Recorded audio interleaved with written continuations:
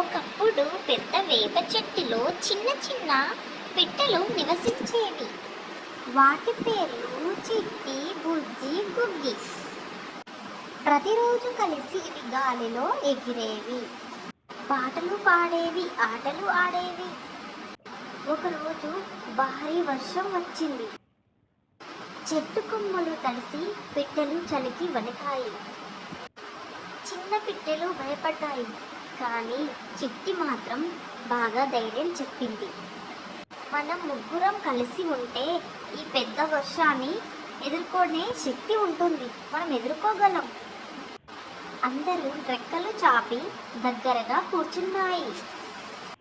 వర్షం ఆగి తరువాత మేఘాలు తొలగి సూర్యుడు వెలిగాడు. సంతోషంగా నవ్వుతూ ఆడుకున్నాయి. పిట్టలు ఆనందంగా ఎగిరాయి. అవి కూడా పాఠాన్ని నేర్చుకున్నాయి. వాటికి సహాయపడడం, కష్టంలో ఉన్నప్పుడు కలిసి ఉండడం తెలుసుకున్నాయి.